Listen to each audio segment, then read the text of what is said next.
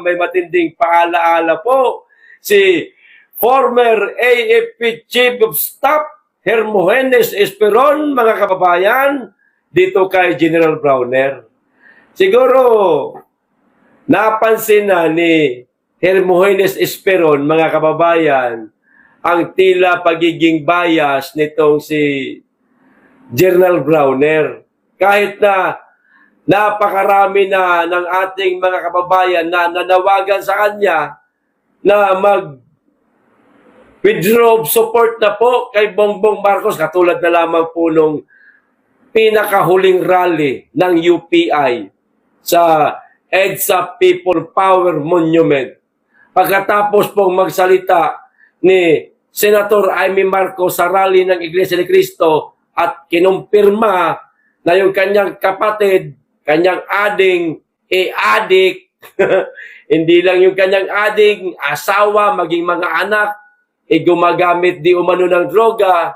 Di bagay nagsalita ang dating general na si Romeo Poques at lahat ng mga kasamahan niya roon na, Browner, mag-withdraw ka na ng suporta. Pero nanindigan pa rin po si Browner na mananatili siyang taga-suporta at loyal kay Bongbong Marcos, hindi sa taong bayan.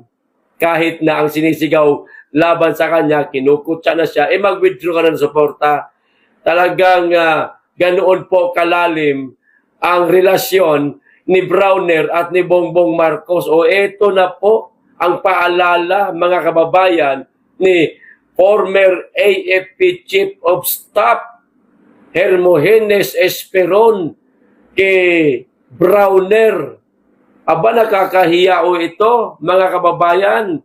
Kung ako si Browner, wala na akong mukhang maihaharap sa mga seniority ko. Bagamat retirado na, itong si Hermogenes Esperon, pero nariyan lang yung mga yan nakamasid.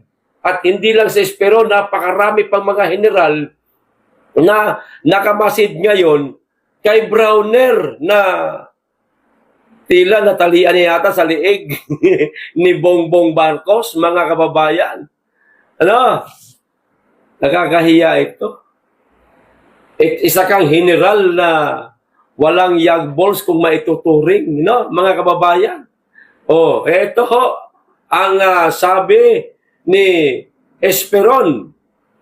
Nagbigay ng matinding paalala si dating Armed Forces of the Philippines AFP Chief of Staff Hermogenes Esperon sa kasalukuyang AFP Chief of Staff General Romeo Browner Jr., mga kababayan. Ayan na, ito po yung mismong paalala niya. Kung may magiging conflict of interest sa pagitan ng gobyerno at ng mamamayan, makinig ka, Browner, makinig ka. Ang payo ko kay General Browner, mas dapat niyang pakinggan at bigyan ng bigat ng ang tinig ng taong bayan. Okay? Narinig mo yon, General Browner? Dapat daw mas katigan mo o bigyan mo ng bigat yung tinig ng tao. Kaso, General Browner, sa bagay, hindi ka namin masisisi. No? Kung ano man yung mga dahilan mo, bakit ka ganyan ngayon? Ayan. Ang pagiging loyal at suporta mo kay Bongbong Marcos, hindi namin maintindihan. No? Kahit na merong ilang mga men in uniform, active. No, napabalita yun, mga kababayan. Noong nakaraan, meron di umano mga active na mga men in uniform na hindi na nagugustuhan ang administrasyong Marcos at di umano'y magsasagawa pa nga ng kudeta di umano. Pero ewan ko lang kung gano'ng katotoo yun, pero napabalita yun, mga kababayan. Lumabas po yun sa mga mainstream media.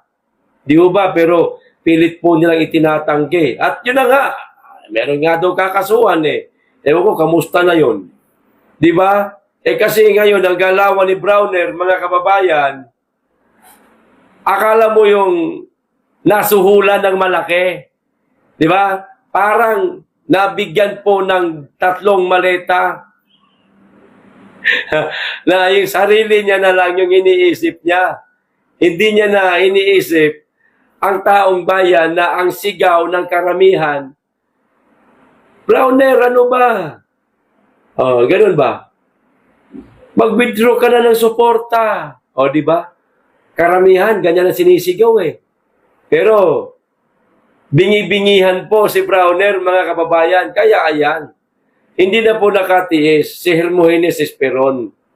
Nagbigay na po siya ng paalala kay General Browner. General Browner, kung meron pa po kayong natitirang pagmamahal sa bayan, sana pakinggan nyo po. Etong sinabi ni Hermogenes Esperon, gusto mo ulitin ko po para mas klaro? Itong maikli lang. Oh, kung may magiging conflict of interest sa pagitan ng gobyerno at ng mamamayan, ang payo ko kay General Browner, mas dapat niyang pakinggan at bigyan ng bigat ang tinig ng mamamayan. Ang liwanag ho niyan. Sir, General Browner, napakaliwanag po. Katigan nyo ang tinig ng taong bayan. Eh bakit hindi nyo po ba magawa? Ano pa merong malalim na ugnayan kayo ni President Bongbong Marcos? Nagtatanong na po ako nililinaw ko. Hindi ako nanghihikayat. At sino ako para manghikayat? Nagbabasa lang ako. Ayan. Nitong paalala ni Esperon kay Browner. Oh, paano yan, Browner? Mamili ka, 2 lang yan. Tao o politiko. Ayan. Tao na nagpapasweldo sa inyong mga men in uniform at maging sa Pangulo ng Pilipinas o Pangulo na walang nagawa sa Pilipinas o ginagawa ka ring aso. Sir, alin po sa dalawa ang pipiliin ninyo? Loyal po ba kayo sa politiko na hindi naman po ninyo pinagsisilbihan yan? Kundi ang taong bayan po ang dapat ninyong pagsilbihan at ang inang bayan. Ang politiko, lilipas po yan, Sir Browner. Lilipas po. Matatapos po ang kanyang termino. O baka nga mapatalsik pa yan eh. Di ba? Bakit? Napaka-loyal po nyo yata kay Bongbong Marcos. Ano po ba meron? Malaking halaga po ba? Joke lang. Ang kapalit? Joke lang. So may ganun eh. Di ba? Nagtatanong na naman tayo, mga kababayan eh. Sa palagay ko po, kung si Esperon ang AFP Chief of Staff ngayon ng bansa, mga kababayan, miyag bulstong mama na ito, may tapang to eh. Kung si Hermogenes Esperon ang kasalukuyang AFP Chief of Staff, malamang sa malamang, noong mga unang rally pang nagdaan, mga kababayan, baka nag-withdraw na po ito ng suporta. Kasi kinakatigan niya ang sigaw ng taong bayan eh. At lalo na ngayon na mismong kapatid na ng presidente ang nagsasabing gumagamit ng droga, yung kapatid niya. Pero si General Browner, tikom pa rin po ang bibig. Katangahan na ho yan, di ba mga kababayan? Katangahan. Napapaghalata, tuta talaga itong si Browner ni Bongbong Marcos. Isa pangalan pa lang, tanggalin mo yung R. Brownie, asong-aso po ang ang datingan, mga kababayan eh. O kaya hindi po nakatiis na sa Esperon. Brownie naman. Aba, pakinggan mo ang taong bayan. Parang ganun siguro ang mga sinabi nitong si Hermogenes Esperon kay Brownie, mga kababayan. Mali natin baka nag-uusap tong dalawa na to. Kaso hindi nakikinig. Kaya yan, isinipubliko na ni Hermogenes yung kanyang mga sinabi maaari kay Browner. Di po ba? Pwedeng tinawagan, pwedeng hindi, o kaya baka diretso dito sa social media o sa mainstream media, pinapaabot ni Esperon yung kanyang paalala kay Browner. Di ba? O ano na, Browner? Ano po desisyon ninyo dito sa matinding paalala sa'yo ni Esperon? Saan po kayo kikiling, sir?